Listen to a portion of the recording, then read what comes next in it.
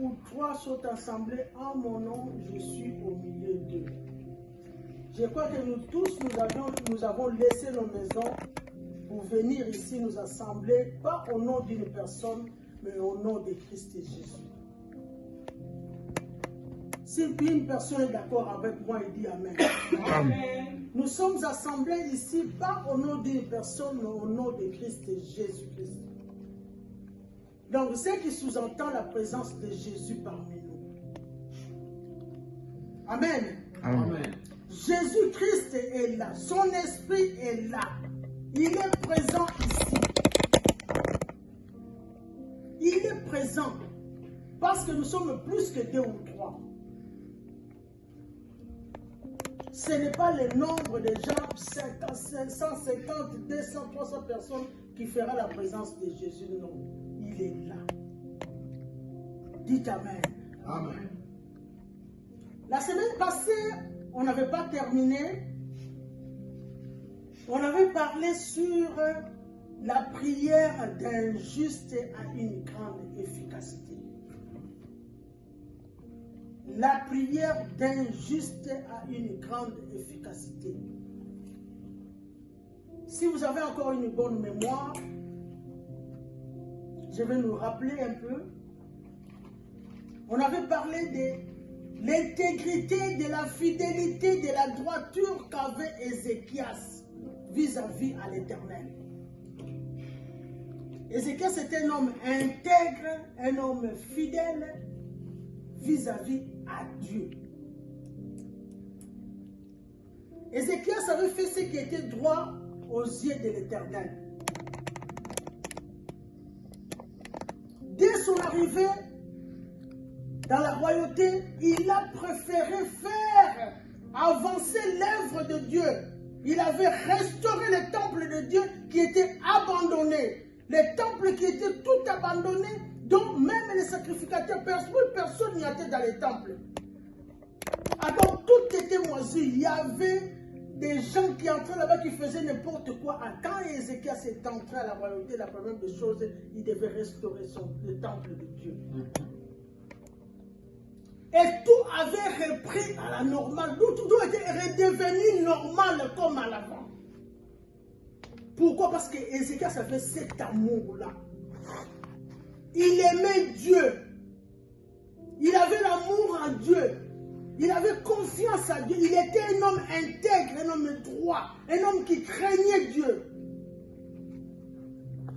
C'est alors qu'il avait fait tout ce qu'il avait fait. Et par après, nous avons appris, quand Ézéchias est tombé malade, la première des choses, quand le prophète Ésaïe est venu lui apprendre sa mort, qu'il devait mourir de la maladie qu'il avait, des ulcères qu'il avait dans tout le corps qu'il avait, ça lui faisait très mal. Et il devait mourir.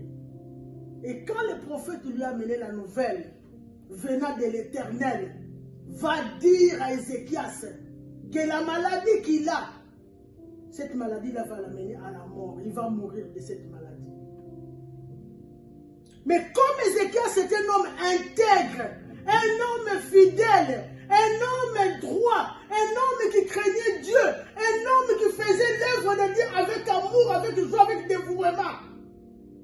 Il avait des soucis de l'œuvre de Dieu. Il voulait que l'œuvre de Dieu aille de l'avant. N'est-ce pas que l'Éternel a dit, cherchez premièrement le royaume de Dieu et sa justice, toutes les choses vous seront données par-dessus. C'est ce qu'Ézéchias faisait. Il cherchait d'abord que l'œuvre de Dieu aille de l'avant. Et quand il était tombé malade, quand il a eu la nouvelle que tu vas mourir de cette maladie que tu as, qu'est-ce qu'il avait fait?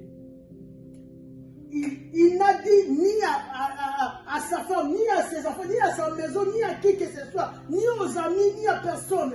Mais il est tourné vers celui qui lui avait donné la mission.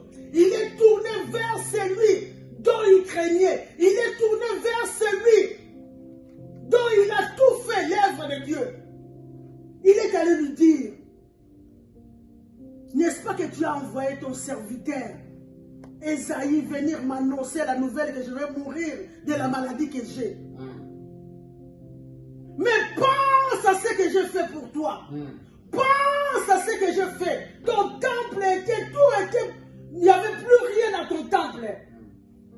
Les sacrificateurs, tout le monde était parti. Mais quand j'ai pris au sérieux l'œuvre de Dieu, j'ai restauré l'œuvre de Dieu. Ton temple était restauré. Les sacrificateurs étaient rentrés. Tout était redevenu normal. Vous savez, il y a des prières des justes qui touchent directement le cœur de Dieu. Amen. Quand un juste prie devant Dieu, ça touche directement le cœur de Dieu. La prière que Ézéchias a fait, directement ça touchait le trône de Dieu.